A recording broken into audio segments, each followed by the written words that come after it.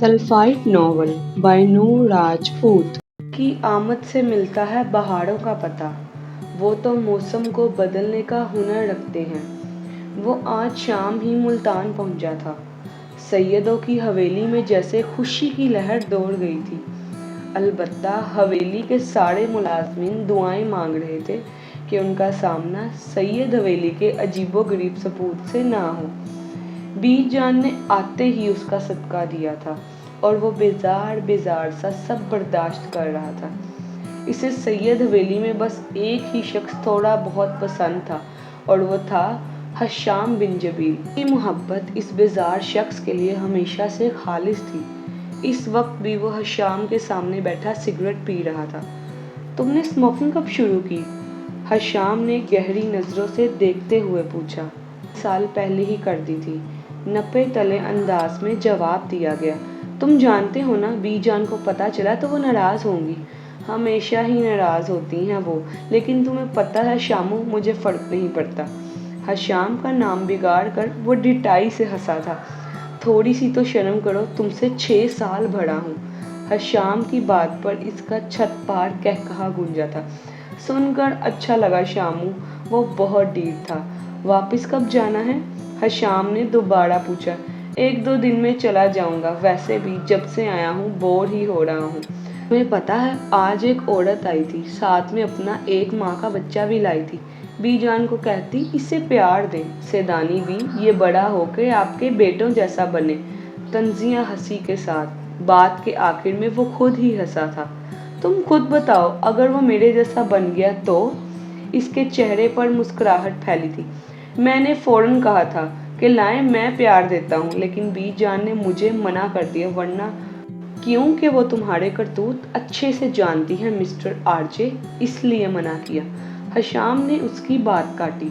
इसकी बात पर आरजे ने एक और कहकहा लगाया था। अजीब बात थी, वो तब ही हंसता था जब हशाम के साथ होता था। अच्छा तुम बताओ, तुम्हारी पीएचडी कहाँ तक पहुंची शामू काका? अभी तो 1 साल ही हुआ है।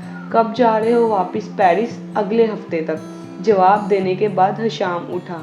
पूरा कमरा सिगरेट के धुएं से भर गया था और उसके लिए वहां बैठना मजीद मुश्किल हो गया था। जा रहे हो? उसने हशाम को उठते देखा तो पूछा। ईशा की नमाज अदा करने। क्यों? नमाज मुझसे ज्यादा जरूरी है क्या? हाँ, लेकिन क्यों? अगर नहीं पढ़ोगे तो क्या होगा? गुनाह मिलेगा, हिसाब देना पड़ेगा। अच्छा, तो तुम इसलिए पढ़ते हो कि हिसाब देना पड़ेगा?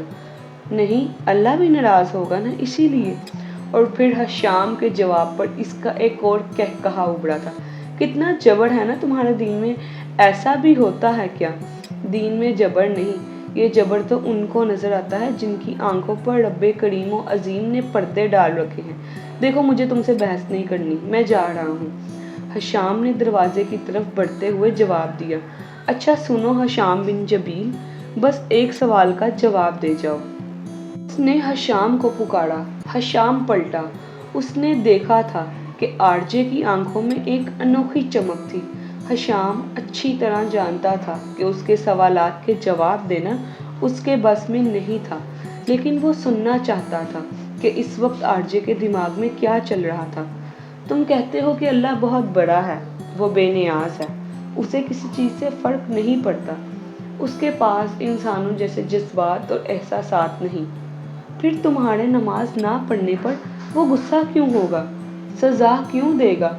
उसकी बात ना मानने पर वो इंसानों की तरह रिएक्ट क्यों करता है? बहुत बड़ा है, क्रिएटर है, उसने तुम्हें पैदा किया है, उसे तो इंसानों की खुशी में खुश होना चाहिए ना। फिर अगर तुम नमाज ना पढ़कर खुश हो तो इसे गुस्सा क्यों आता है? वो तो बेनियाज है ना। फिर बात ना मानने पर माँ बाप की तरह गुस्सा क्यों करता है? इंसानों जैसे जज्बात क्यों? वो बोला तो बोलता ही चला गया। इसके चेहरे पर संजीदगी छाई थी, अलबत्ता आंखों की चमक बरकरार थी। एक ऐसी चमक जो देखने वाले को फना करने की सलाहियत रखती थी। हशाम लाजवाब हो चुका था। वो क्या कहता? इसका सवाल ही ऐसा था, वो आलिम नहीं था। तुम्हारी फजूल बातों के लिए मेरे पास वक्त नहीं, नमाज से देर हो रही है, वरना अच्छे से बताता तुम्हें। हशाम कहकर रुका नहीं था। वो दरवाज़ा खोलकर बाहर निकल गया था, जबकि पीछे वो पागलों की तरह हंस रहा था।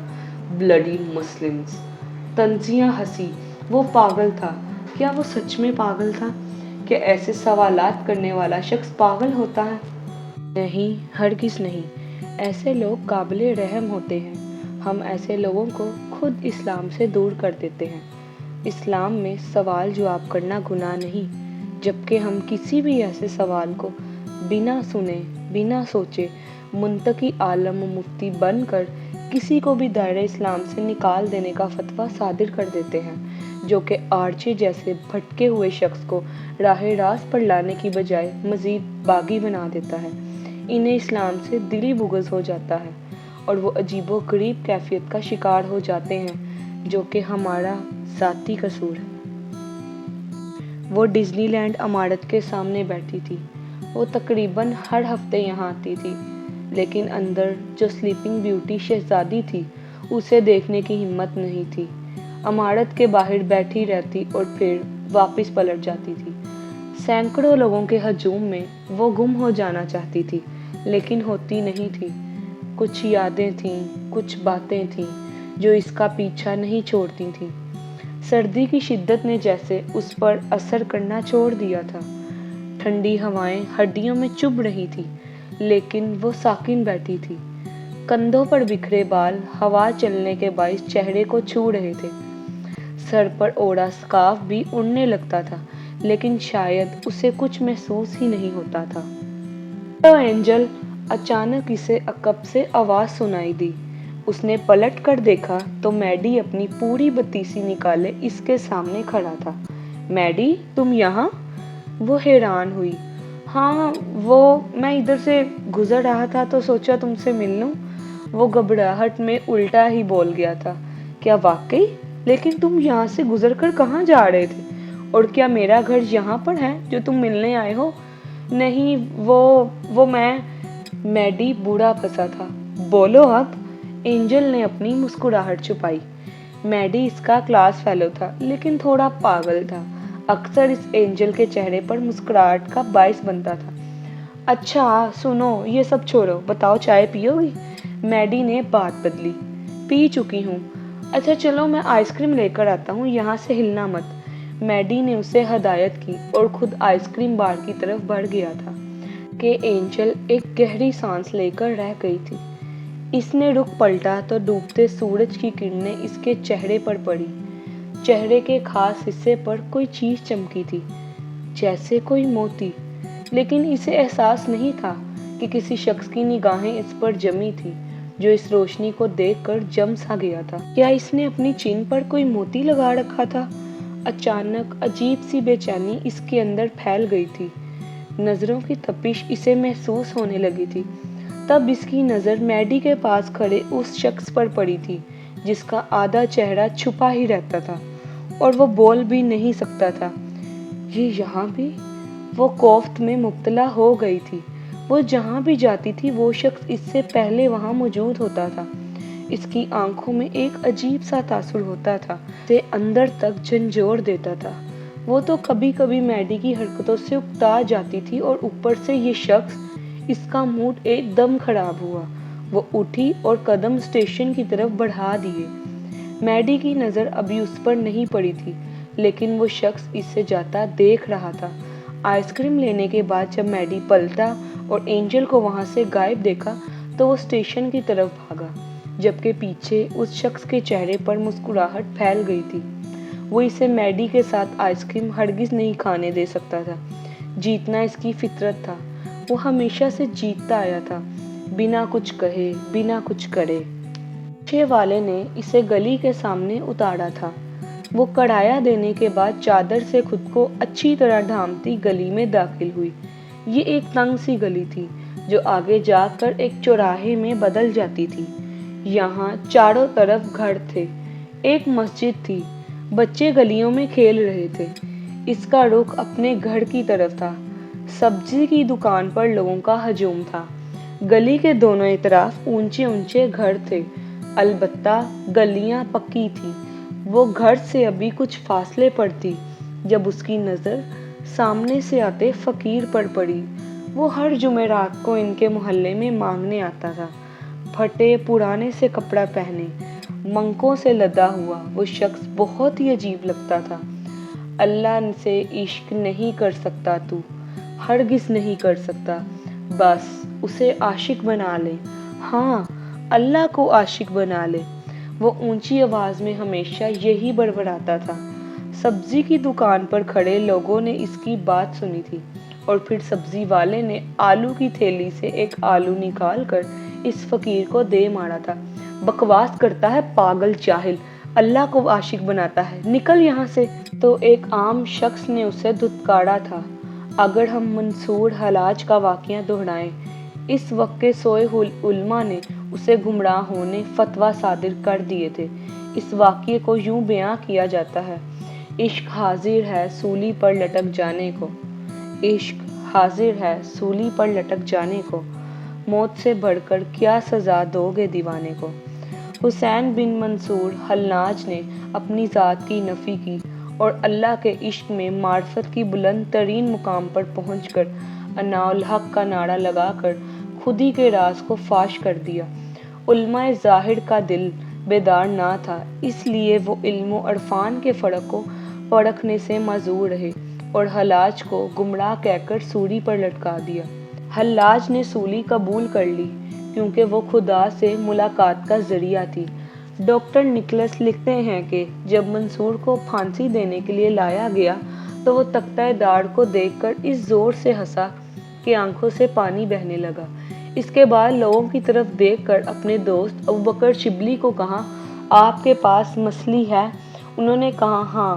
پھر منصور نے مصلی بچھا کر 2 رکعت نماز ادا کی، پھر اسے مصلوب کر دیا گیا۔ عشق حاضر ہے سولی پر لٹک جانے کو، موت سے بڑھ کر کیا سزا دو گے دیوانے کو۔ بقول علامہ اقبال، منصور کو ہوا لب گویا پیام موت، اب کیا کسی عاشق کے عشق کا دعویٰ کرے کوئی۔ حسین بن منصور حلاج قید و بند میں تھے تو ابن عطا آئے اور کہا کہ آپ نے جو کچھ کہا ہے اس سے معذرت کر لیں۔ حسین بن منصور حلاج نے کہا کہ جس نے یہ بات کہی ہو اس سے کہو کہ معذرت کر لے۔ اس پر ابن عطا رونے لگے۔ مولانا رومی مثنوی معنوی میں لکھتے ہیں کہ جس طرح حضور اقدس صلی اللہ علیہ وآلہ وسلم کا مشت خاک پھینکنا جنگ بدر میں اللہ تعالیٰ کا پھینکنا تھا، اس طرح منصور حلاج کا انا الحق کہنا دراصل منصور کی آواز نہ تھی بلکہ وہ خدائے حقیقی کی ذات کی آواز تھی جس میں منصور فنا ہو چکے تھے۔ صوفیہ کا بیان ہے کہ حضرت حلاج کو اس لیے شہید نہیں کیا گیا تھا کہ وہ حلولی تھے بلکہ اس لیے انہوں نے اللہ تعالیٰ کا راز فاش کر دیا۔ خانم کی آنکھوں میں یہ سنا ہوا واقعہ ایک خواب کی مانند گھومنے لگا، سب اسے پھر سے ہوتا ہوا محسوس ہونے لگا تھا۔ خانم نے اپنی چیخ روکنے کے لیے منہ پر ہاتھ رکھا تھا۔ اسے برا لگا تھا کہ ایک سبزی فروش نے فقیر کو مارا۔ فقیر نے ایک نظر رک کر اسے دیکھا تھا۔ گھورتا کیا ہے، نکل یہاں سے اور دوبارہ یہاں مت آنا، دکان پر کھڑے لڑکے نے کہا۔ فقیر پھر رکا نہیں۔ اللہ کو عاشق بنا لو کی صدا لگاتا وہ آگے بڑھنے لگا تھا جب اس کی نظر گلی میں کھڑی خانم پر پڑی۔ فقیر نے غور سے اسے دیکھا تھا۔ اس کے چہرے پر چمکتی خاص چیز فقیر کو ٹھٹکا گئی تھی۔ اس چمک کو چھپا لے، یہ بہت سو کو برباد کرے گی اور بہت سو کو آباد۔ وہ اس کے سامنے کھڑا ہوتا چلایا تھا۔ خانم ڈر کر پیچھے ہوئی اور پھر وہ فقیر آگے بڑھ گیا تھا جبکہ وہ دھڑکتے دل کے ساتھ کچھ بھی سمجھے بنا گھر کی طرف بھاگی تھی۔ کی بے ہنگم آواز نے بی جان کو کوفت میں مبتلا کیا تھا۔ تھک ہار کر انہوں نے آرجے کے کمرے کا رخ کیا۔ دروازے پر بار بار دستک دینے پر بھی جب کوئی جواب نہ آیا تو وہ اندر داخل ہوئیں۔ بے اختیار ہی انہوں نے دونوں ہاتھ کانوں پر رکھے، اونچی آواز میں میوزک لگائے سامنے لگی اسکرین پر کوئی مووی دیکھنے میں مگن تھا۔ بی جان کو حیرت ہوئی کہ اسے میوزک کی کان پھاڑ دینے والی آواز میں مووی کی کیا سمجھ آ رہی تھی۔ ارے بی جان آپ! اچانک اس نے ریموٹ اٹھا کر میوزک بند کیا، نظریں ابھی بھی اسکرین پر جمی تھی۔ بی جان کو حیرت ہوئی تھی کہ اسے کیسے آنے کی خبر ہوئی۔ وہ ہمیشہ ہی ایسے حیران کرتا تھا۔ یہ کیا تماشا لگایا ہوا ہے تم نے؟ सईदों के घर में इतनी बेहयाई, शर्म नहीं आती तुम्हें? बी जान ने उसे डांटा। ओहो बी जान, कौन सी बेहयाई? वो पुरसुकून सा पूछ रहा था, जबकि बी जान की नजर बेसाख्ता ही इसके कमरे की दीवारों की तरफ उठी थी, जिन पर लगी काबिले इतराज तस्वीर बेहयाई का मुंह बोलता सबूत थी। ला हौला वला कुव्वता, बी जान बड़बड़ाई। एक दो बार बी जान ने इसके जाने के बाद ये तस्वीरें हटाने की कोशिश की थी, लेकिन फिर मुलाजमों की ऐसी शामत आई कि अब सब इसके कमरे के आसपास भी नहीं फटकते थे। मुलाजम क्या सोचेंगे कि जिस खानदान के अफराद ने कभी टीवी तक नहीं देखा, इस खानदान का वारिस ऐसा कैसे हो सकता है? बी जान को इस पर अफसोस होता था। मैं तो ऐसा ही हूँ बी जान, और मुझे किसी की परवाह नहीं। उसने एक बार भी पलटकर नहीं देखा था और ना बी जान को बैठने का कहा था। अल्लाह तुम्हें हदायत दे, आमीन। बी जान की बात पर इसने छत फाड़ कहा लगाया था, जबकि बी जान अपना खून जलाती वापस चली गई थी, जबकि पूरा कमरा एक बार फिर म्यूजिक से गूंज उठा था। That's all. Give your feedback in comment, like and subscribe the channel and press the bell icon for new updates.